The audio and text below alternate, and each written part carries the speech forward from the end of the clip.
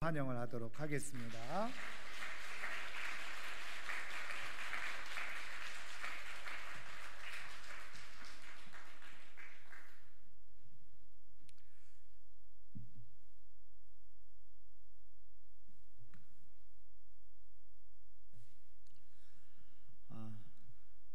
감사합니다.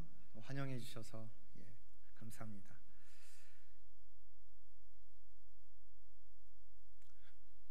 네, 저희 파워포인트 화면을 띄워주시겠습니까?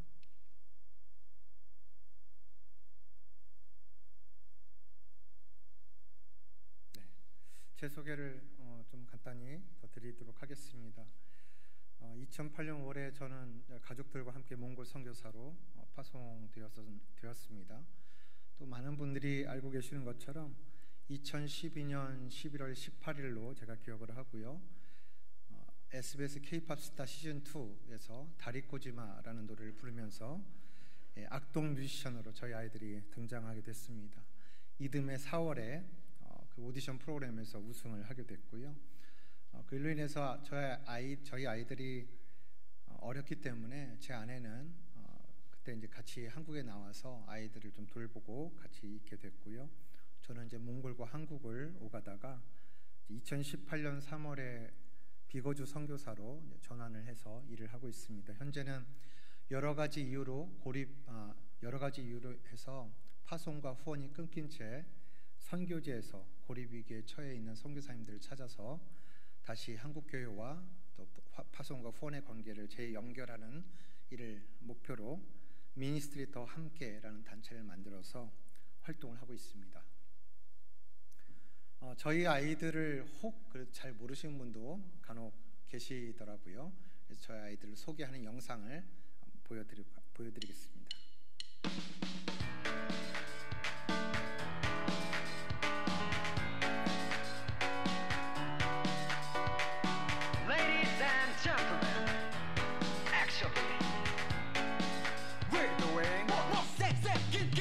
학원은 올려 못생겼다고 이제 웬만한 상처도 안나 아니 상처가 안나 알고 또 알고야 더 못생겨졌다고 뭘 또 표정을 확인하게 안나 괜찮지 않나 그렇게 날 못생기게 만들고 싶나봐 못생겼다 하면 못생겨지는 줄 아나봐 No 정말 웃긴 애들이야 그치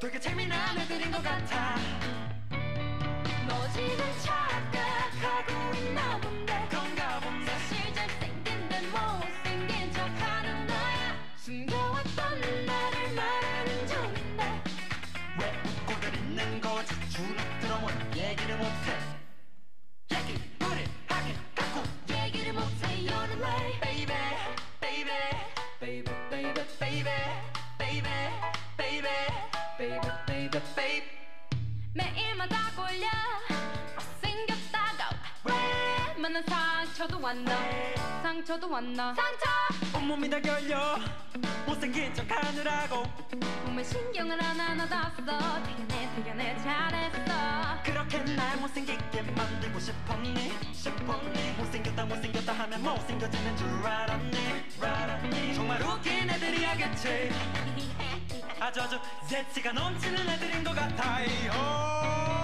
너 지금 착각하고 있나 본데 그런가 본데 사실 잘생긴데 못생긴 척하는 거야 숨겨왔던 나를 말하는 중인데 왜 웃고들 있는 거지 주눅 들어온 얘기를 못해 얘기를 하게 갖고 얘기를 못해 You're late 그렇게 날 못생기게 만들고 싶었니? 왜? 질투하나 보지? 어이 거기 예쁜이들 잘생이들 우릴 보면 느낌이 어떤이들 왜 같은 값을 주고 산 똑같은 옷도 사람을 차별해 이건 불공평의 공명 쌤이 보시고 제가를 물려줘야 해 아무 말 못하면은 날 더 이상 놀리지 않겠지 제발 그 윗공기가 좋다며 나도 좀 맡아보자 들어줘 연극 같은 거 하면 왕자 역할 좀 맡아보자 들어줘 너 지금 착각하고 있나 본데 그런가 본데 사실 잘생긴데 못생긴 척하는 거야 숨겨왔던 나를 말하는 중인데 왜 웃고들 있는 모르는 거 자주 들어본 얘기를 못해 얘기를 하긴 갖고 얘기를 못해 You're the way baby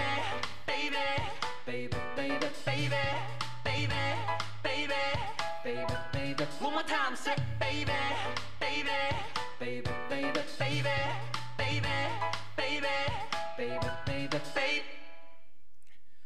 못생긴 척이라고 하는 노래였습니다.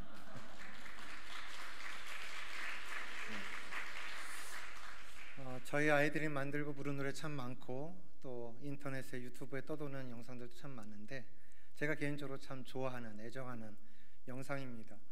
저희 아이들이 2013년 4월에 K-POP 스타에서 우승을 하고 YG라고 하는 회사에 들어가게 됐고요.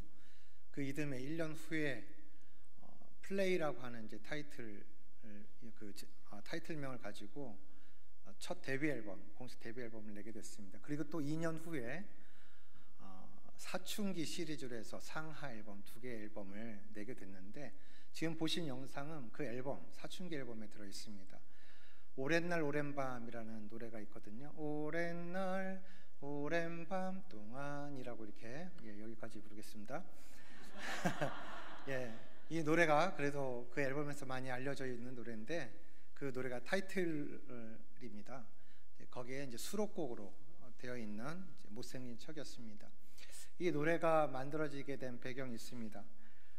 다리코지마라는 노래를 부른 그 순간부터 그 첫 방송부터 굉장한 관심과 반응이 있었던 것 같습니다. 당시에 저와 아내는 몽골에 있었고 아이들만 한국에서 오디션에 참가하고 있었는데 그 당시에 몽골에서 TV로 볼 수 있는 것도 아니었고 지금처럼 유튜버가 이렇게 활성화되어 있던 시기도 아니어서 인터넷 뉴스로만 아이들의 소식을 들을 수 있을 뿐이었습니다. 그런데 정말 많은 기사와 댓글들이 쏟아져 나왔는데 그 댓글들을 보자 하니까 한 반은 와, 이 아이들의 재능이 정말 대단하다, 이 아이들은 도대체 어디서 온 거야? 라는 식의 좀 놀라움과 또 칭찬의 말이었다고 한다면 나머지 반은 아니 어떻게 이렇게 못생긴 아이들이 TV에 나와서 우리 눈을 괴롭게 할 수 있지? 뭐 이런 식의 글이었어요. 말투로 보아하니까 나이 어린 친구들의 장난스러운 말이려니 싶긴 했지만 부모 입장에서는 참 불편한 말이었습니다. 정말 저희 가족을, 저희 아이들을 잘 모르는 누군가가 이렇게 말을 함부로 한다는 게 참 불편했어요. 그래서 아이들과 전화 통화를 할 수 있을 때에 얘들아 너희들은 기사도 보지 말고 댓글은 더더욱 보지 마 라고 당부를 했습니다. 아이들이 이해했어요. 저희의 생각과 다르게 아이들이 우승까지 하고 나서 거의 저희가 납치하다시피 몽골로 데려가서 너희들에게 도대체 무슨 일이 일어난 거야? 뭐 이런 얘기를 주고받는 중에 아이들이 얘기를 하는 거예요. 그때 엄마 아빠가 댓글들 보지 말라고 했지만 사실 다 봤어요. 그리고 저희는 아무렇지 않았어요 라고 얘기를 해요. 그리고 나서 찬혁이가 만든 노래가 이 노래입니다. 가사가 나오긴 했는데 잘 보이셨는지 모르겠어요. 가사의 내용은 대략 이렇습니다. 당신들은 우리를 못생겼다고 하는데 그건 착각이야. 우린 정말 잘생겼거든. 지금 잠깐 못생긴 척 하고 있을 뿐이야 라는 가사입니다. 자기들 못생겼다고 이렇게 흉보고 욕하는 사람들 향해서 화를 내거나 똑같이 욕을 해주는 것이 아니라 정말 재미있게 유쾌하게 그렇게 받아치는 것을 보면서 참 기특하다라는 생각을 했습니다. 저희 아이들이 우승까지 하고 나자 많은 분들이 또 매스컴에서 이런 질문을 했습니다. 악동 뮤지션의 그 창의성과 재능은 어디서 나오는 겁니까? 몽골에서 살았다고 하는데 몽골의 푸른 초원에서 그 대자연에서 말과 소와 양과 염소들과 함께 자유롭게 뛰놀 수 있어서였습니까? 혹은 이 아이들은 학교를 가지 않고 홈스쿨을 했다고 하는데 그 부모가 가지고 있는 독특한 교육의 방향성이나 내용 때문입니까? 그 당시에 저희는 설명할 수 있는, 이것을 답할 수 있는 것이 아무것도 없었어요. 정말 저희 아이들이 이렇게 음악적인 재능이 드러난 것도 너무 갑작스럽기도 했고 아이들이 오디션에 참가하기로 결정을 했지만 워낙 오디션에 나오는 사람들이 노래를 잘하는 사람이 너무 많잖아요. 그에 비하면 저희 아이들의 발성이나 노래 실력이 그다지 훌륭한 편이라고 생각을 하지 않았기 때문에 금방 떨어질 거란 생각을 했었습니다. 그런데 아이들이 우승까지 하게 되는 그 과정에서 저희도 어리둥절이었던 거죠. 그 당시에는 말하지 못했지만 저희 아이들이 우승을 하고 그 이듬해에 그 데뷔 앨범을 낼 때쯤에 아이들이 먼저 책을 내게 됐습니다. 목소리를 높여 하이라고 하는 제목이었고요. 그냥 아이들의 시선과 입장에서 어렸을 때, 한국에서 어렸을 때 살았던 이야기, 또 몽골로 가게 살게 된 이야기, 노래를 만들고 부른 이야기들을 아이들 입장에서 썼어요. 같은 출판사에서 저희에게 이제 설득을 했습니다. 저희 부부를. 특별한 교육법이 없다 손 치더라도 그래도 부모라면 우리 아이들이 내가 살아온 인생보다는 좀 더 행복하기를 원하는 마음이 있고, 또 그 마음으로 잔소리가 됐든 훈계가 됐든 뭔가 가치를 담은 그런 이야기들을 들려줬을 텐데, 그런 내용들 좀 기억해서 책을 써보면 좋겠어요 라고 이제 설득을 해주셔서 책을 써봤더니 나름대로 좀 정리가 되는 것들이 있었습니다. 특히 크리스천 부모로서 어떻게 우리 아이들을 기르고 또 교육할 것인가에 대한 고민을 했었던 것 같습니다. 그래서 저희가 이 책을 내고 제 아내와 제가 함께 이제 공저로 책을 내게 됐는데, 이 책을 또 홍보하기 위해서 또 출판사가 기획을 해가지고 강연도 하게 됐어요. 저희가 이제 이 책에 담은 내용과 미처 담지 못한 내용을 가지고 자녀의 행복을 위한 양육 10계명 이렇게 해서 10가지 가치를 좀 정리를 해서 내용을 나눈 이야기들이 있었습니다. 그런데 이 책과 강연은 주로 교회 밖에 일반인 부모들 대상으로 한 것이었고, 교회 안에 성도들에게 나눌 진짜 메시지는 따로 있었습니다. 저는 오늘 여러분께 저희 아이들이 악동 뮤지션이라고 하는 이름으로 세상에 등장하기까지 하나님이 어떻게 인도하셨는가에 대한 솔직한 히스토리와 함께 하나님이 저희 가정, 특히 아빠이며 가장인 저에게 가르쳐 주신 중요한 교훈을 나누고자 합니다. 저희 가족은 2008년 5월에 몽골 선교사로 파송받았습니다. 그때 첫째 아이 찬혁이가 초등학교 6학년, 둘째 아이 수연이가 초등학교 3학년 나이였습니다. 몽골에는 이미 한인 선교사 자녀 학교 MK스쿨이 있었기 때문에 처음에 저희들이 몽골에 갔을 때는 고민하지 않고 그 학교를 보냈습니다. 하지만 저희들이 몽골에 간 지 1년도 채 되지 않은 때부터 재정적인 어려움이 일찍 시작되었고, 그 이듬해 아이들은 1년간 다니던 학교를 더 이상 다닐 수 없게 되었습니다. 그리고 어쩔 수 없이 집에서 공부해야 하는 홈스쿨이 시작됐습니다. 저희가 홈스쿨에 대한 이해도 없었고요, 어떻게 해야 될지도 잘 몰랐기 때문에 그냥 학교 수업 시간표를 가져다가 집에서 하는 수준이었습니다. 집에서 학교처럼 공부하는 거니까 홈스쿨 아니야? 하면서 홈스쿨을 했던 것이죠. 저희 아이들이 유명해지고 나서 한국의 큰 어떤 홈스쿨 협회에서 연락이 왔습니다. 홈스쿨을 했다고 하는데 그 이야기 좀 나눠주세요 라고 부탁을 하셨는데, 솔직히 저희는 그 3년 동안의 홈스쿨이 실패입니다. 드릴 말씀이 없어요 라고 저희가 이렇게 거절을 했던 기억이 있습니다. 저희는 홈스쿨을 시작하게 되면서 재정적인 어려움이 해결되는 것과 또 하나님이 다시 아이들을 학교에 보내주시도록 가정 예배를 통해서 매일 기도하기 시작했습니다. 그러나 하나님은 철저히 침묵하셨고 그렇게 3년여의 시간이 지나갔습니다. 그동안 저에겐 하나님께 대한 실망과 원망하는 마음이 쌓여져 갔습니다. 더구나 찬혁이가 중학교 2학년 나이에 접어들면서, 당시에는 한국에는 중2병, 중2는 외계인이란 말이 이렇게 유행했는데 정말 그 말이 맞다 싶을 정도로 저희 아이가 그 중학교 2학년 나이가 되더니 정말 다른 아이가 돼 있는 거예요. 어제까지 알던 그 아이가 아니에요. 그래서 그 아이의 사춘기를 이해하지 못한 것 때문에 제가 아이를 자주 다그치고 혼내는 일이 잦아졌습니다. 이로 인해서 가족 간의 긴장감과 불안감이 가득해져 갔고 고통스러운 시간이 이어졌습니다. 그러던 어느 날 제 아내가 그 3년차 홈스쿨이 거의 끝나는 마지막 그 연말이었던 것 같습니다. 여러분 아까 몽골의 푸른 초원 이야기를 했지만 여러분이 요즘 간혹 몽골에 대한 영상들이 많이 나오더라고요. 또 한동안은 예능 프로그램에서도 몽골을 다루었던 것들이 많이 있었습니다. 여러분이 그렇게 보셨던 푸른 초원을 만나길 원하신다면 7월과 8월에 가시면 딱 그 초원을 보실 수 있습니다. 3-4시간 차를 타고 가도 똑같은 풍경이 펼쳐집니다. 그런데 전혀 지루하지 않습니다. 질리지가 않아요. 그게 참 신비합니다. 그런데 한국의 기온을 기준으로 몽골은 한 7개월 정도가 겨울이라고 할 수 있습니다.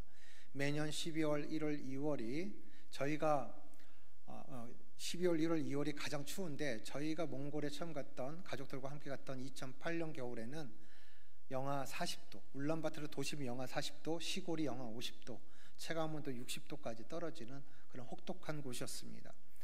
그리고 저희가 살던 울란바토르에서 차를 타고 2시간 이상 나가야만 푸른 초원을 만날 수 있었는데 저희들은 몽골에서 사는 동안 차가 없었습니다. 주위에 선교사님이 저희 가족을 데리고 소풍이라도 한번 갑시다 해주지 않으면 그 푸른 초원을 만나기란 사실 쉽지 않은 환경이었습니다.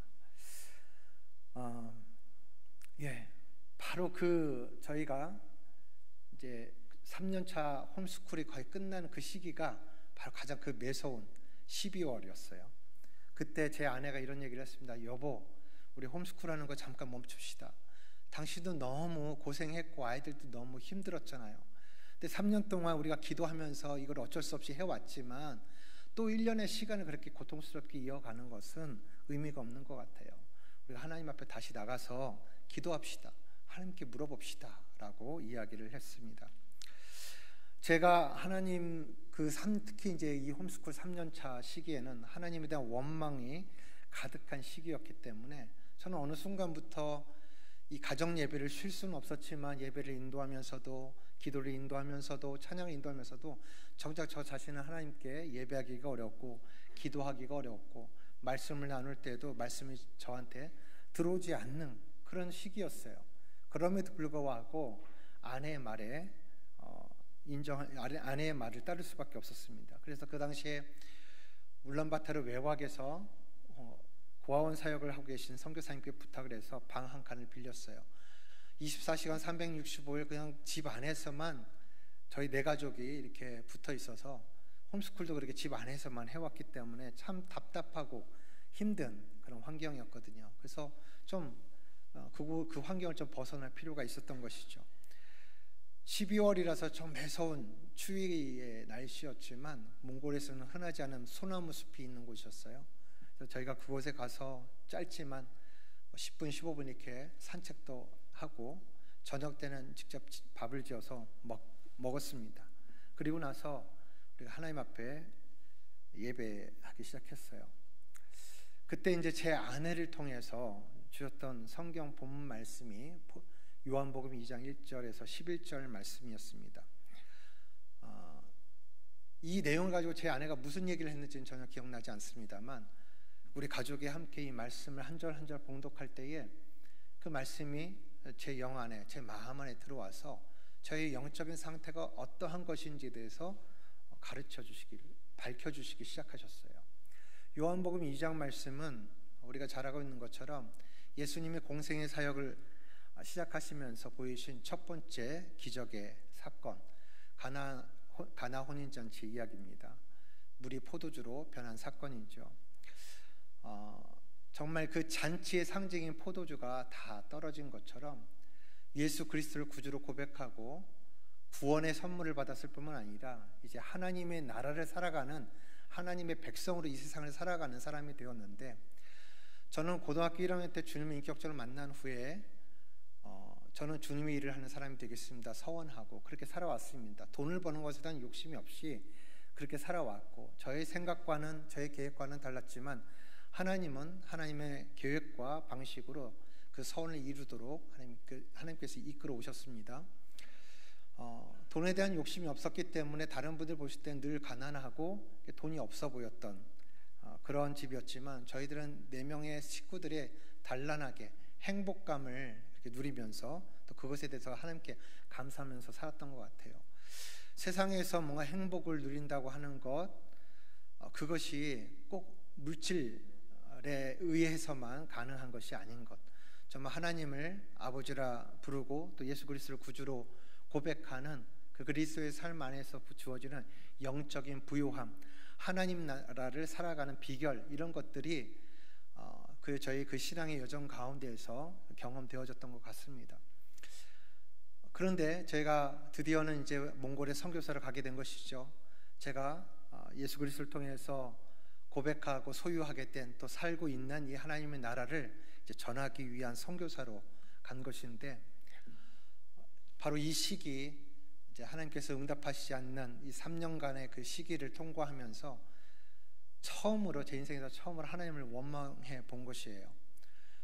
마치 하나님이 없다고 말할 수 없고, 여전히 또 하나님 나라를 부정할 수 없지만, 하나님 나라의 공급의 상집인 영적 포도주가 다 사라져 버린 것 같은 그런 상태인 것을 하나님께서 보여주신 것이었습니다.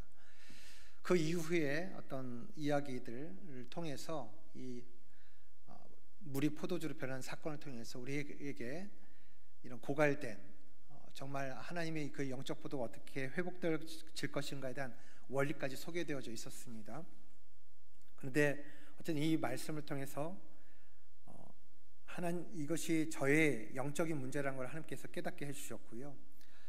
그때부터 2-3개월 동안 이 말씀을 중심으로 해서 깊은 묵상과 성찰의 시간을 한 2-3개월에 걸쳐서 하게 됐습니다. 그리고 하나님의 훈계를 깨닫게 되었는데, 그 중에 가장 먼저 깨닫게 하신 것은 하나님께 자녀의 양육과 교육을 위탁드렸음에도 불구하고 한 가정의 가장으로서 갖는 과도한 책임감 때문에 온전히 맡겨드리지 못한 채 결국은 내가 하려고 했던, 내가 해결하려고 했던 것들이 불신앙과 불순종이었다는 것을 깨닫게 해주셨습니다. 저희가 처음에 홈스쿨을 하게 됐을 그 1년 차에서는 크게 마음이 어렵지 않았어요. 선교사로 갔으니까 돈이 없을 수도 있고, 잠깐 아이들을 학교를 보내지 못할 수도 있지 않겠나, 그런 생각을 했고요. 그리고 우리가 1년 동안 열심히 하나님 앞에 예배하고 기도하면 반드시 이것에 대해서 응답해 주실 것이다, 해결해 주실 거다라는 확실한 믿음을 가지고 있었습니다. 그렇기 때문에 홈스쿨을 하면서도 공부할 거리도 딱 1년치만 준비를 했어요. 나중에 곰곰이 생각해 보니까 제가 인생을 살아오면서 하나님 앞에 기도할 때 1년 동안 꾸준히 기도해 본 제목이 없더라고요. 제가 열심히 기도했다고 말씀드리기가 어렵지만, 제가 그렇게 오랫동안 장기간 동안 기도하지 않아도 될 만큼 하나님께서 때때에 맞는 필요들을 응답해 주시고 공급해 주신 것을 제가 경험해 왔기 때문입니다.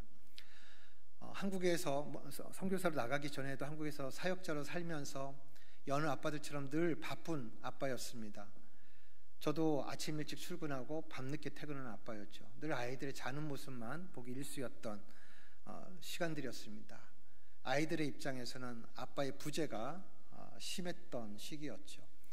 그런 상황에서 아이들이 때로는 엄마한테 엄마 오늘 고기 먹고 싶어요, 오늘 뭐 하고 싶어요 라고 이야기를 하면 아내가 같이 하나님께 기도해보자 라고 해서 기도를 했대요. 근데 그날 정말 하나님께서 돕는 자를 보내주셔서 기가 막히게 그 필요들을 채워주신 것을 아내를 통해서 들을 때면, 그렇지, 우리 하나님 그런 분이시지. 내 인생에서도 저도 성장기 안에서 하나님이 제 부모님이 중학교 1학년 때 일찍 이혼하신 이후부터 가족들이 뿔뿔이 흩어져 살았거든요. 고등학교 1학년 때는 저희 아버님이 교통사고를 당하셨는데 거의 돌아가실 뻔한 큰 교통사고였습니다. 그 일로 인해서 다니던 고등학교를 중퇴를 하고 2년 동안 병원에서 살면서 아버지를 병간호하고 또 일도 해야 됐었던 그런 시기들을 보냈어요. 청소년기 시기였을 테고, 그러나 미래가 보이지 않는 암담한 그 시절에 주님을 인격적으로 만나는 그 일이 있었기 때문에 제가 주님께 그런 서원을 드릴 수 있었던 것입니다. 네, 그렇게 하나님 일을 하는 사람으로 살겠습니다는 그 서원을 살아가는 그 인생의 여정 가운데서 하나님은 저에게 좋은 아버지가 되어주셨어요. 제 부모님이 지금도 살아계시긴 하지만 부모님이 필요했을 때 제가 성장기에 제 부모님이 계시지 않았기 때문에 그 시기에 하나님은 저에게 참 좋은 아버지가 되셨던 그 하나님입니다. 그것처럼 우리 아이들에게도 동일하게 참 좋은 아버지가 되신다는 것을 경험하면서 살았던 것이죠. 매 순간 자주 저희 아이들 하나님 앞에 위탁해드리는, 맡겨드리는 기도를 해왔었습니다. 선교제 갈 때는 더더욱 그랬겠죠. 그리고 저희가 아이들을 학교를 보내지 못한 상황에서는 더더욱 그렇게 하나님께 맡겨드리는 기도를 했었습니다. 1년을 그렇게 보냈어요. 응답해 주시는 확실한 믿음을 가지고. 그런데 2년차가 됐습니다. 아무것도 변하지 않았어요. 2년째에도 다시 홈스쿨을 해야 되는 상황이 됐습니다. 제가 당황을 하기 시작했어요.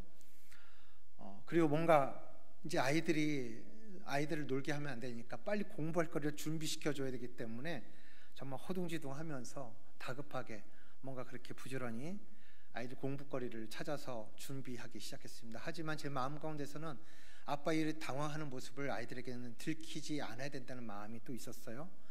제 가족이, 특히 아이들이 아빠만 보고 이 몽골 땅까지 왔는데 아빠가 저렇게 당황스러워하는 모습을 보면 아이들이 얼마나 혼란스러울까요? 그렇기 때문에 더더욱 그 모습을 감추면서 했습니다. 그런데 그것이 아이들에게는 오히려 엄격함으로 더 그렇게 엄격하게 대했던 것 같아요. 그래서 2년차 홈스쿨은 우리에게 좀 더 힘든 시간이 되었습니다.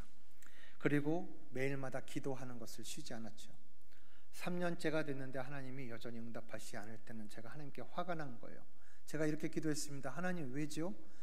저와 제 아내가 기도하는 것은 하나님이 안 들어주실 수도 있고 늦게 들어주실 수도 있지만 이 어린아이들이 직접 3년 동안 하나님 앞에 그렇게 기도하고 있는데 이렇게 철저히 외면하신 이유가 무엇입니까? 내가 지금까지 알아왔던, 내가 경험해왔던 하나님은 그런 분이 아니신데 왜 이렇게 매정하십니까? 냉정하십니까? 이렇게 하면서 하나님 앞에 화를 내고 했었던 것 같아요.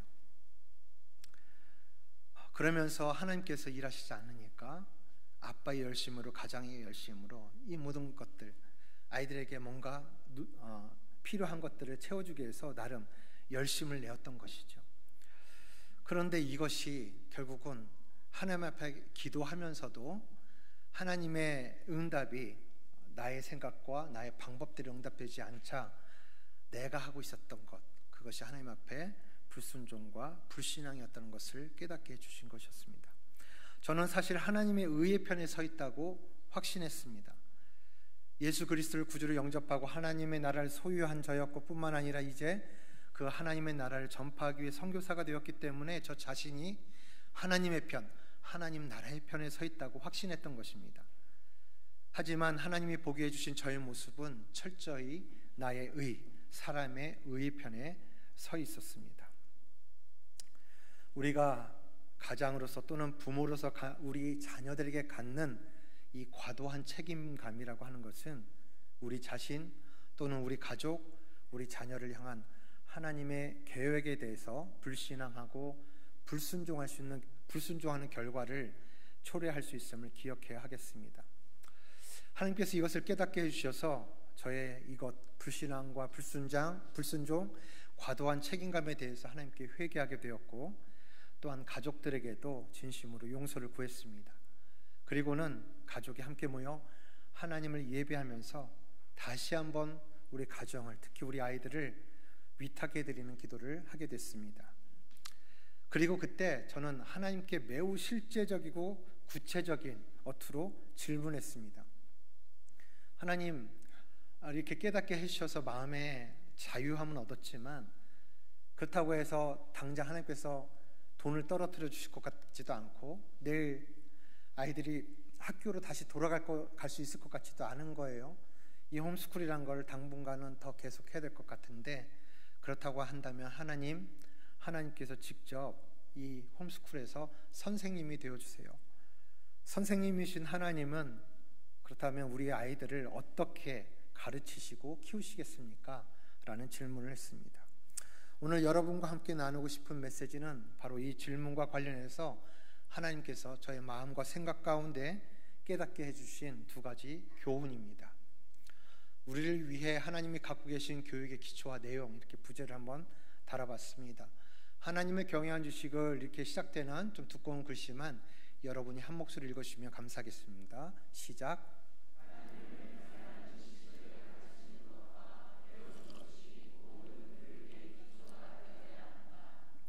하나님이 선생님이 되어셔서 우리를 가르치실 때에 먼저 내가 가르치는 이 학교의 학생은 아이들뿐만 아니라 부모를 포함한다, 이런 마음을 먼저 주셨고요.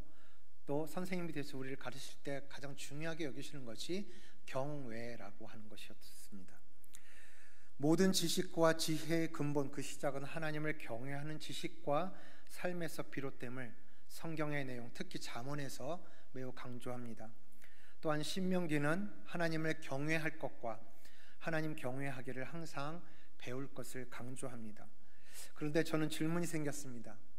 제가 하나님을 신앙하는 삶을 살아오면서 나름대로 경외에 대한 초점을 맞추고 살아왔다고는 생각하는데, 정작 아직 어린 우리 아이들에게는 좀 어려운 듯한 이 경외라는 말을 어떻게 설명할 수 있을까 하는 것이었습니다.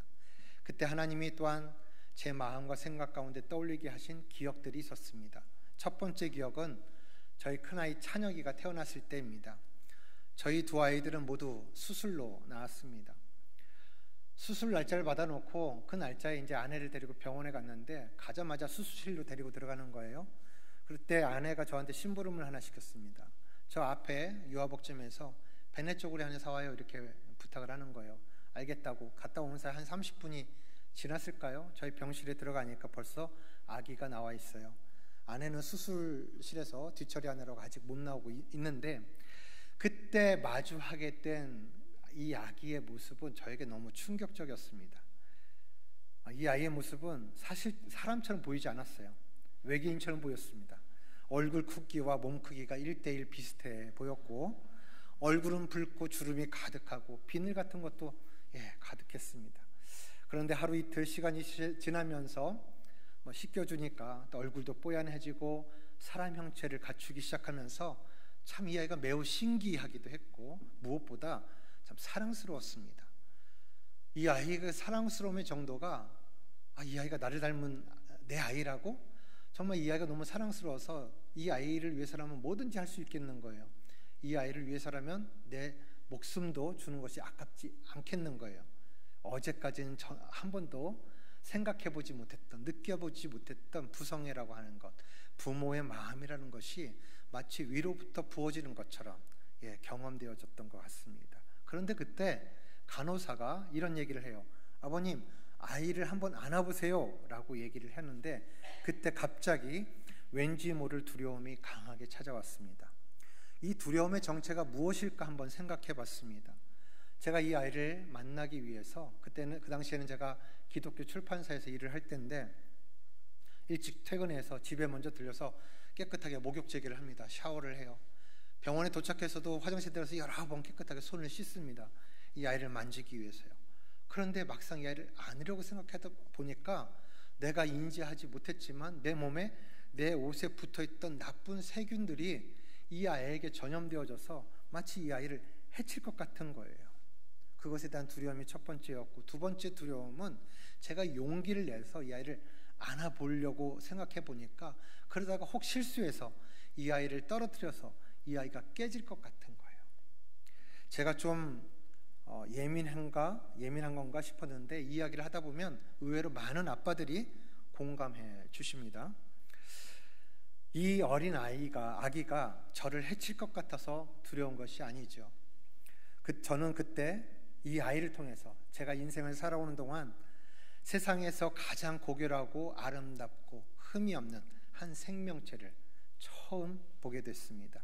그 앞에서 저의 부정함이 발견되었고, 그 부정함이 이 아이의 순결함과 깨끗함을 훼손할지도 모른다는 그런 두려움이 생겼던 것입니다. 그리고 하나님은 이때 제가 느꼈던 두려움이 바로 경외임을 깨닫게 해주셨습니다. 이사야서 6장에 보면 우시야 왕이 죽던 해로 시작되는 이야기들이 펼쳐집니다. 우시야 왕이 죽은 것으로 인해서 마음에 그 상실감에 찼던 이사야가 환상 가운데 하나님의 임재와 영광을 보게 됩니다. 성전 가득히 하나님의 옷자락이 펼쳐지고 연기가 자욱하고 천사들이 오르락내리락하면서 거룩하다 거룩하다 거룩하다 전능하신 하나님 외칠 때에 그 소리가 너무나도 크고 웅장해서 땅이, 이 건물이 지진이 난 것처럼 흔들렸다고 합니다. 하나님의 임재와 영광을 그가 환상을 통해서 보고 있는 것이죠. 그런데 그 앞에서 보인 이사야의 반응이 어떻습니까? 그가 바짝 엎드려서 말하기를 화로다 나여 내가 망하게 되었다. 내가 죽게 되었다. 내가 부정한 입술을 가지고 부정한 백성들 가운데 거하면서 거룩하신 하나님을 보았으니 나는 이제 죽었다 라고 절망합니다. 여러분, 우리가 하나님 앞에 예배할 때, 때로는 이제 기도할 때 고백하지 않습니까? 기도하지 않습니까? 하나님의 임재와 영광 가운데 우리를 초청해 주십시오. 하나님의 거룩한 임재와 그 영광을 더 깊이 사모하고 만나길 원합니다. 주님의 얼굴 보길 원합니다. 이런 기도를 하지 않습니까? 그런데 여러분, 막상 우리가 그 하나님의 영광을 제대로 대면하게 된다면 우리에게 무슨 일이 일어날지 상상해 보신 적이 있습니까? 바로 이 성경에서는 지금 이사야서 6장 5절에서 지금 이사야가 보인 그 반응을 우리에게 이야기하고 있습니다. 우리는 인간의 몸으로 거룩하신 하나님을 볼 수가 없습니다. 모세가 시내산에서 하나님의 율법을 받고 그 마지막에 하나님 앞에 담대히 구하기를 하나님의 얼굴 보여주십시오. 하나님의 영광 보기를 원합니다. 그렇게 기도했을 때 하나님이 말씀하시기를 무사람이 나의 얼굴을 볼 수가 없다. 그 죄를 가진 채로 주님을 볼 수 있는 사람이 없다라고 하는 것이죠. 그러나 그 이야기에서는 하나님이 그 모세를 큰 바위의 틈에 숨기시고 그 손을 가리시고 지나시면서 다만 내 뒷모습만 잠깐 보게 될 것이다 허락하십니다. 하나님께서 우리가 그렇게 하나님의 임재와 영광을 사모할 때 허락해 주세요. 그런데 우리가 그 하나님의 임재와 영광을 대면하게 될 때 첫 반응은 무엇이냐면은 바로 절망이라고 하는 것입니다. 여러분, 이 절망이 여러분에게 경험되어지길 축복합니다. 우리가 하나님이 주신 저 태양빛을 눈을 뜨고 잠시라도 한 몇 초 동안에도 쳐다볼 볼 수 있는 사람이 없지 않습니까? 하나님은 그 빛보다 강하고 크신 하나님이십니다. 때로는 제가 좀 세기말적인 어떤 영화에서 핵폭탄이 터지는 장면이 묘사되는 그 장면을 보노라면 그 핵폭탄이 터질 때 수십 킬로 안에 있는 모든 것들이 그 강한 빛과 또 그 힘으로 인해서 먼지처럼 사라지는 광경을 보게 됩니다. 하나님은 그것보다 더 크고 강하신 분입니다. 하나님의 영광의 빛이 우리를 비추게 되면 우리에게 드리워져 있는 모든 그림자, 어둠들이 다 사라지게 됩니다. 그리고 그 앞에서 내가 누구인가가 적나라하게 드러나게 된다고 하는 것이죠.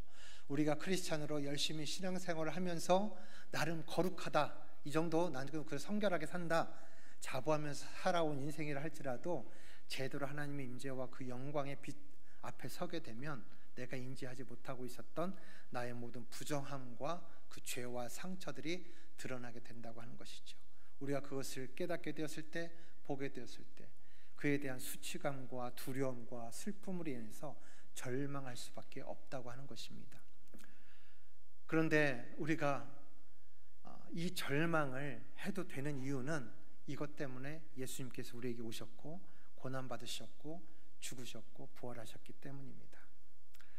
이사야서의 이 이야기 뒤에도 천사 중에 하나가 제단 숯불을 가지고 와서 이사야의 입술을 대며 너의 죄가 내 죄가 사하여졌다, 네가 정결케 되었다라고 선언을 합니다. 우리가 하나님께서 우리에게 베푸신 그 구원의 은혜가 얼마나 크고 놀라운지를 제대로 알기 위해서는 바로 그 하나님의 임재와 영광 앞에서 나의 전 존재가 드러나고 그 앞에서 슬퍼하며 절망하는 순간이 있어야 한다는 것입니다. 이사야는 이미 하나님의 선지자로 기름 부음 받고 하나님의 사역자로 쓰임 받았던 사람입니다. 그 입술은 하나님을 존경한다고 하지만 그 마음은 이미 하나님으로부터 떠났던 이스라엘 백성들을 향하여 저 부정한 백성들이라고 책망하였었는데, 이사야가 하나님의 그 임재와 영광 앞에 제대로 서게 됐을 때에 나 역시도 저들과 하등 다르지 않은 한 사람의 죄인일 뿐이라는 것을 알게 되었다라고 하는 것이죠. 바로 이사야가 이 경험을 통해서 하나님 경외함을 또 경험하게 되는 것을 우리가 알게 됩니다. 경외라고 하는 한자어는 높일 경, 두려워할 외를 쓰고 있습니다. 이 이야기는 하나님을 높임으로 두려워한다, 하나님을 공경함으로 두려워한다는 뜻이고, 다르게 표현하면 사랑함으로 두려워한다는 의미입니다. 사랑하는데 왜 두려워합니까? 무엇을 두려워한다는 걸까요? 사랑하는 관계에서 가장 두려운 것이 무엇입니까? 사랑하는 관계에서 무엇이 가장 두렵습니까? 그 대상과 멀어지는 것, 그 관계가 끊어지는 것, 그 관계에서 미워하게 되는 것. 그것이 죽음을 통한 이별이라고 하면 더욱 그렇습니다. 하나님을 경외한다고 하는 것은 하나님이 독생자를 내어주시기까지 우리를 사랑하신다는 것을 알고 믿고, 그래서 우리도 그 하나님을 사랑한다는 것을 의미합니다. 그리고 그 하나님을 사랑하는 정도가 우리의 부정함, 곧 죄로 인해서 그분과 멀어지는 것을 두려워하는 것입니다. 잠언 8장 13절에서 여호와를 경외하는 것은 악을 미워하는 것이다 라고 말씀하고 있습니다. 하나님을 경외하는 마음은 하나님으로부터 멀어지게 하는 죄를 미워하는 마음입니다. 그래서 경외의 핵심은 친밀함입니다. 부모와 자녀가 맺는 친밀함, 부부가 맺는 친밀함의 관계가 경외의 핵심입니다. 경외를 이해하게 하는 데 있어서 떠올리게 하신 두 번째 기억은 어느 해 사순절에 예수 그리스도의 고난과 죽음을 묵상하면서 깨닫게 된 내용입니다. 예수님이 십자가에 달리신 상태에서 말씀하신 것 중에 엘리 엘리 라마 사박다니, 아버지여 아버지여 어찌하여 나를 버리십니까? 라는 말씀에 주목하게 됐습니다. 이미 잡히시기 전날 밤에 3번 간절히 기도하신 내용은 아버지여 할 수 있다면 이 고난의 잔이 그냥 지나가기를 원합니다 라는 것이었고, 그러나 마지막에는 나의 뜻이 아닌 아버지 뜻이 이루어지기를 원합니다 라고 마침 기도를 하셨습니다. 그럼에도 막상 그 십자가 위에서 아버지여 어찌하여 나를 버리십니까? 라고 하는 그 절규를 하실 수밖에 없었던 이유는 무엇이었을까요? 여러분은 혹시 패션 오브 크라이스트라고 하는 영화를 보신 적이 있습니까? 저는 그 영화를 보면서 예수님이 당하신 그 고난이 그 전에 내가 상상해 왔던 것과는 차원이 다른 정말 깊고 커다란 고통의 것이었음을 알게 됐습니다. 그래서 이전에 저는 예수님이 하나님이신 것을 믿지만 그 하나님이 이 땅에 인간의 몸으로 오셨다고 하는 것은 머리에 가시면류관을 쓰시고 손과 발에 대못이 박히시고 옆구리가 깊은 창에 찔리시는 동안에 인간이라면 당연히 느낄 수밖에 없는 그 고통을, 죽음보다 더 큰 고통을 온전히 겪으셨다는 의미이고, 그 앞에서 예수님의 느꼈을 두려움을 생각했었습니다. 그런데 어느 해 사순절에 다시 묵상하게 된 이 사건과 말씀이 새롭게 깨달아졌습니다.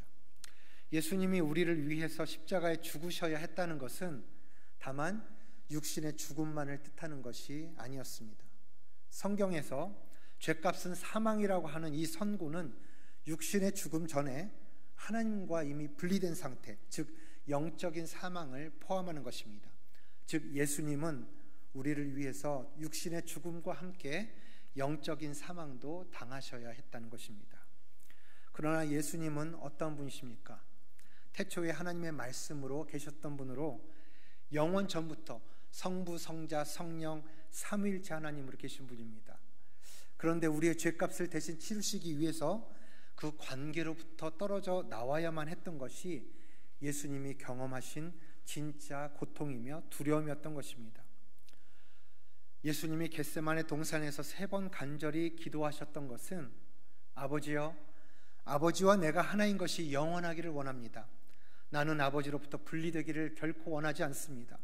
그렇기 때문에 할 수 있다면, 혹 다른 방법이 있다면 이 고난의 잔, 죽음의 잔, 아버지와 분리되는 이 운명의 잔만큼은 거두어 주십시오. 그러나 나의 뜻이 아닌 아버지의 뜻이 이루어지기를 원합니다 라고 하는 내용입니다. 그리고 결국은 십자가 위에서 드디어 죽음이 임박해 옴을 느끼시면서 기도하실 때 아버지여, 결국은 제가 아버지로부터 떨어져야 하는 것입니까? 아버지여 정녕 내 손을 놓으시는 겁니까? 아버지여 어찌하여 나를 버리십니까? 하고 절규하십니다. 예수님은 자신이 원하는 바가 아니었지만 우리의 죄값을 치르시고 우리를 하나님 아버지께로 속량하시기 위해서 하나님과 분리되는 죽음을 겪으셔야 했습니다. 그리고 그 순간을 매우 고통스러워하셨고 두려워하셨습니다. 예수님이 십자가에서 느끼신 고통과 두려움은 바로 성부 하나님을 향한 성자 예수 그리스도의 경외였던 것입니다. 이처럼 예수님은 십자가 위에서 예배가 무엇인지 경외가 무엇인지를 보여주셨습니다.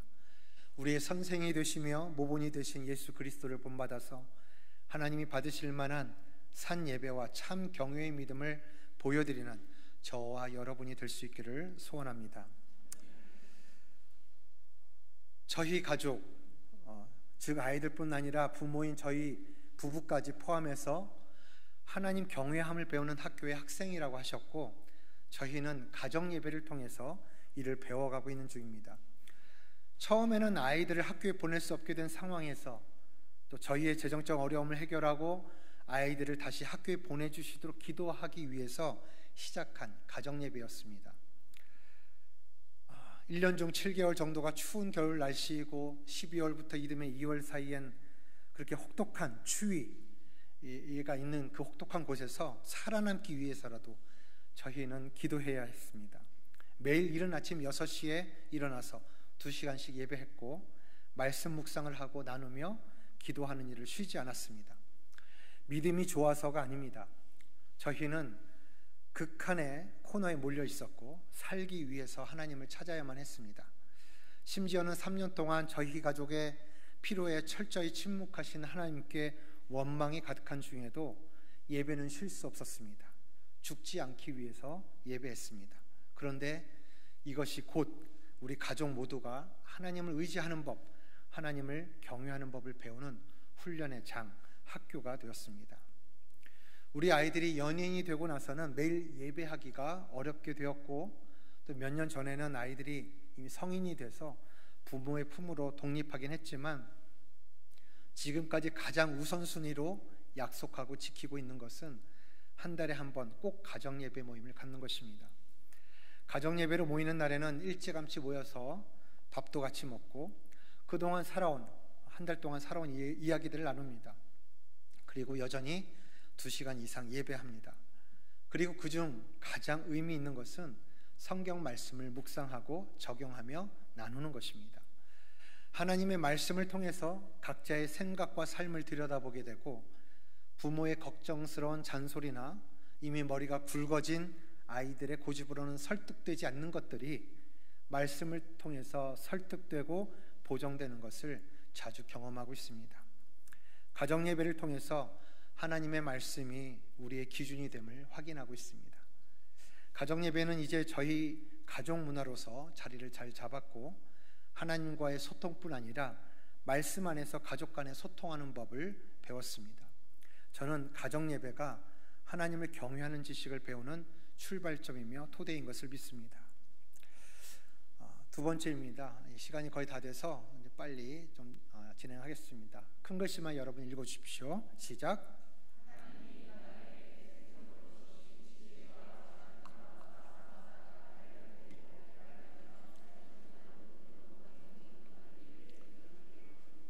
첫 번째 교훈이 교육의 어떤 기초, 그 시작이라고 한다면 이 두 번째 내용은 교육의 내용, 즉 커리큘럼이라고 얘기할 수 있겠습니다. 하나님께서 깨닫게 해주신 것은 이것입니다. 우리는 하나님의 형상을 따라 지음받았습니다. 이것은 우리가 하나님이 가지고 계신 가치와 성품과 능력을 닮은 존재로 창조되었음을 의미합니다. 그러므로 하나님은 우리를 보실 때에 하나님이 우리에게 주신 것들에 대해 관심이 많으시고 우리가 그것들에 대해 관심 갖고 발견하며 누리기를 원하십니다. 우리가 구하지도 노력하지도 않았지만 하나님의 형상을 닮았다는 이유로 우리에게 이미 주어진 선물이 있습니다. 예수님이 말씀하셨듯이 하나님은 우리에게 가장 좋은 것이 무엇인지 잘 알고 계시고 그것을 주기를 기뻐하시는 참 좋은 아버지십니다. 가장 좋은 선물인 성령을 보내주셨고 하나님이 가지신 지혜와 능력을 우리에게 재능과 은사의 형태로 나눠주셨습니다. 하나님의 살아계심과 능력을 믿는 우리들은 이것을 믿어야 합니다. 우리의 자녀들은 물론이고 부모인 저와 여러분들에게도 동일합니다. 우리가 믿음을 가지고 한 발 앞으로 내디뎌야 할 것은 바로 하나님이 우리들에게 각자에게 주신 지혜와 재능 그리고 가치가 무엇인지를 탐색하는 믿음의 여정을 시작하는 것입니다. 세상의 방법과 기준을 쫓는 것이 아니라 하나님의 방법과 기준, 하나님 나라에 속한 것에 대해 관심 갖고 믿음으로 취하는 것이 하나님을 경외하는 신앙임을 믿습니다. 하나님이 주신 이 두 번째 교훈을 통해서 저희 가족은 자유와 기쁨을 얻었습니다.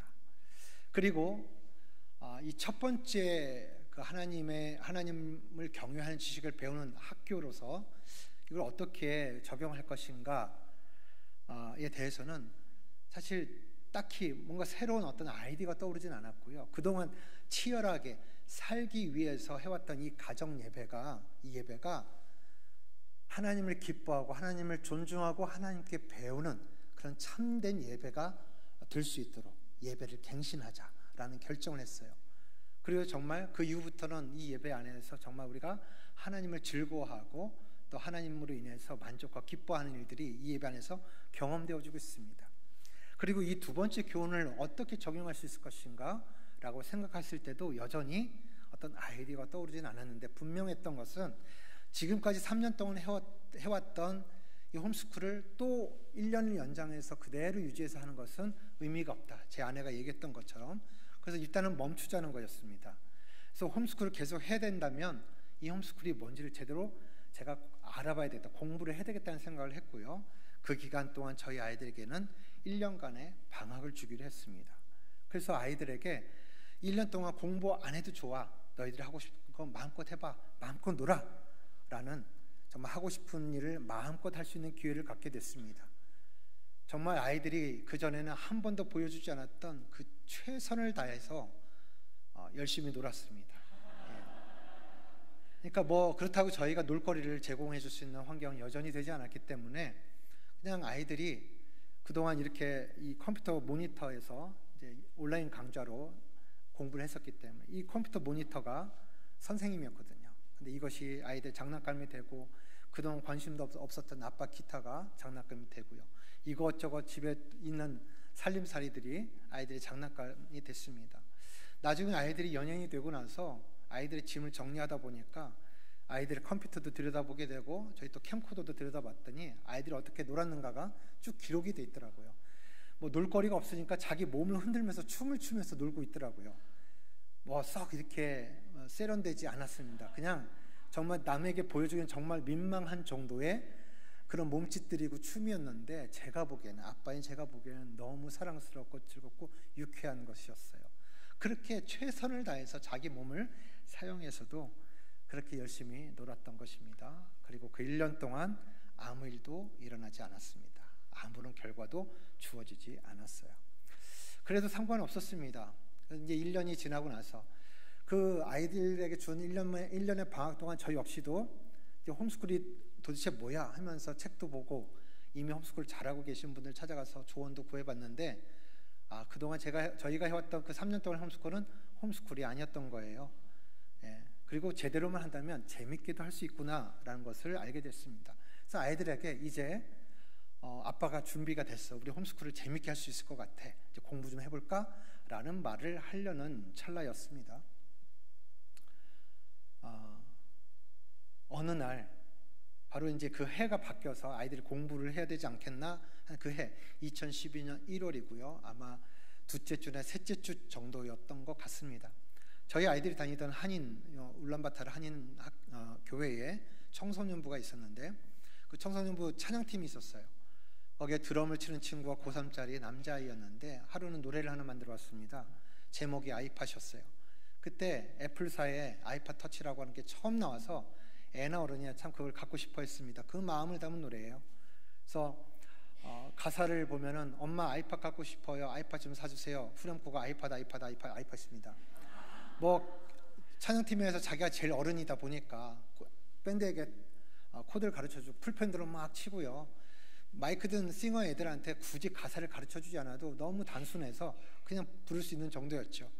예배 시간 앞뒤로 1시간씩 2시간을 이렇게 노래를 부르는데 주변에 있던 모든 아이들이 몰려서 그거를 떼창을 부르기 시작하는 거예요.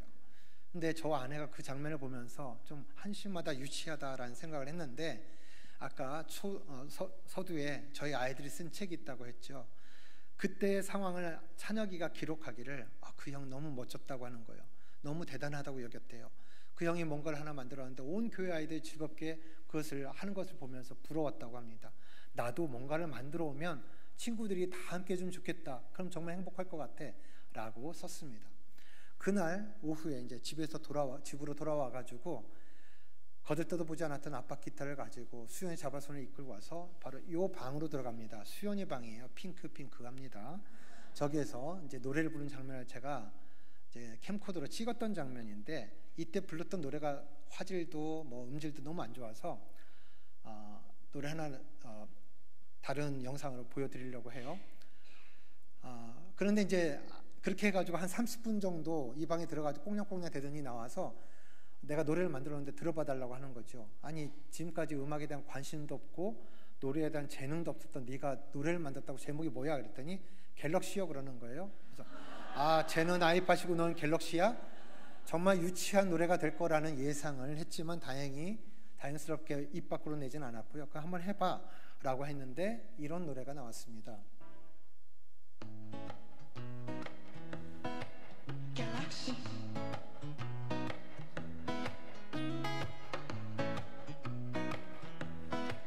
Galaxy.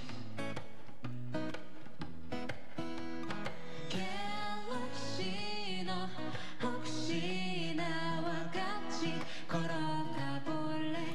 반짝이는 은하 너머 손잡고 나와 같이 걸어가 볼래? 누가 살고 있나 아무도 몰라. 그 너머 뭐 있는지 누구도 몰라. 다만 분명히 화려한 무지개 너머 내 꿈 둥둥 떠다닐 거예요. Tap the galaxy up, that the melody. 할까 말까 고민 끝에 한여름 날 쉬어간 여우비 소리에 맞춰 말하지 못한 내 고백이 저 하늘 희미하게 반짝이고 있는 은하수로 흘러갔을까. 네, 시간이 없어서 여기까지만 듣겠습니다. 인터넷에 있고요. 유튜브에서 찾아보시면 있습니다. 네, 이런 노래가 나왔어요. 이 노래를 듣고 제가 깜짝 놀랐죠. 정말 예상을 깨는 그 뒤엎는 그런 정말 예쁘고 아름다운 노래가 나왔습니다. 그래서 제가 그때 헐 하고 있었어요. 너무 놀라워서. 그 장면에 대해서 또 찬혁이가 글로 책에다가 썼습니다. 아빠가 그때 보여줬던 그 표정은 최고의 칭찬이었다고 해요. 그래서 아빠에게 더 인정받고 칭찬받고 싶어서 노래를 열심히 만들었다라고 썼습니다. 저는 그 책을 보기 전까지는 몰랐어요. 그냥 자기가 신나서 노래를 열심히 만들었다고 생각을 했던 것이죠. 그런데 아빠에게 칭찬받고 싶어서 이렇게 노래를 열심히 만들었다고 썼습니다. 이렇게 놀라워하는 그 모습을 칭찬을 받아들인 아이가 신나서 수연을 데리고 들어가서 5분 10분 만에 뚝딱하고 노래를 또 하나 만들어 왔어요. 그 노래도 좋았습니다. 세상에 발표되진 않았어요.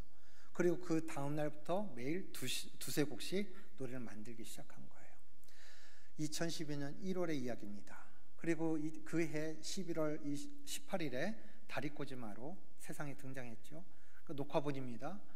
아마도 그 8월 말 9월 초쯤에 녹화를 한 것으로 제가 기억을 해요.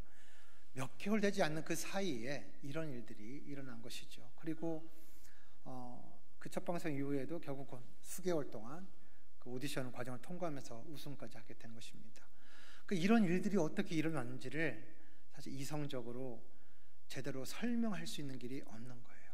시간이 지나고 나서 이 상황들을 되돌아봤을 때에 하나님이 주셨던 이 교훈을 다시 깨닫게 된 것입니다. 생각나게 하신 거예요.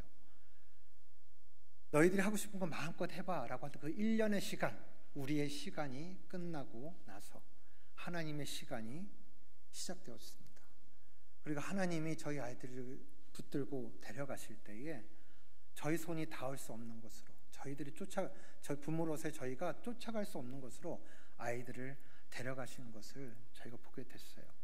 저희 아이들이 지금 일하고 있는 활동하고 있는 연예계라는 것, 저희는 무지한 곳이거든요. 여전히 그곳에 대해서 뭐라고 얘기해 줄 수 있는 것이 별로 없어요.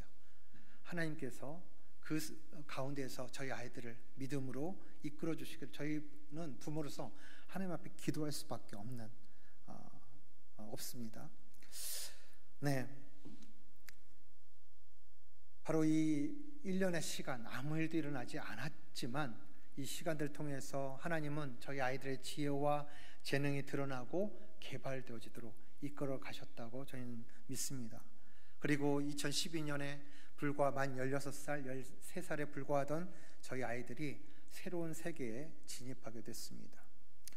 저희 가족은 하나님이 가르쳐 주신 이 교훈들을 하나님이 직접 이끌어 가시고 섭리하실 때에 어떠한 일이 일어날 수 있는가를 직접 경험하는 놀라운 시간들을 보냈습니다. 신명기 4장 10절을 제가 새번역 버전으로 가져왔는데 이해하기 쉽게 내용을 여러분이 함께 좀 읽어주시면 감사하겠습니다. 시작.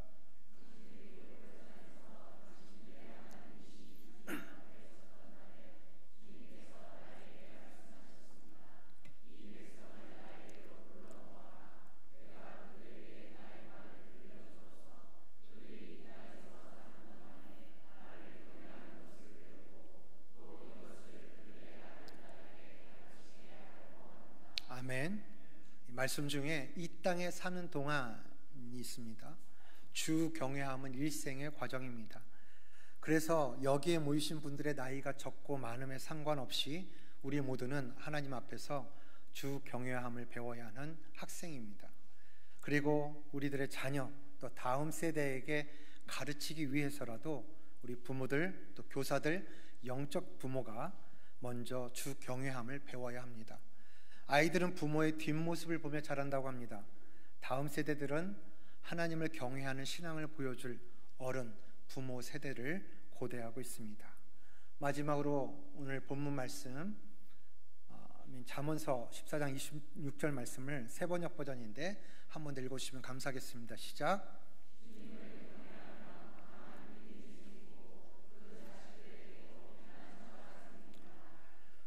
부모가 주님을 경외하는 삶을 추구하고 노력할 때에 부모 자신에게는 강한 믿음이 생기는 성장을 경험할 뿐만 아니라 하나님을 경외하는 부모의 신앙과 삶을 곁에서 보고 자라나는 우리 자녀들이 자신의 인생에서 위기와 좌절을 만날 때마다 부모의 신앙과 삶에서 보았던 피난처 되신 하나님을 기억하고 의지하게 될 것이라는 말씀입니다. 따라서 부모는 자녀들에게 있어서 하나님을 경외하는 지식을 배우는 교과서와도 같습니다. 우리 자녀와 다음 세대들에게 또한 아직 하나님을 알지 못하는 이들에게도 인생의 피난처요 도움이 되시는 하나님을 소개하고 가르치는 하나님을 경외하는 부모, 하나님을 경외하는 신앙인이 되시기를 축복합니다. 기도하겠습니다. 사랑하는 주님, 오늘 나눈 하나님 경외함에 대한 교훈을 통해서 주님이 직접 우리를 가르치시고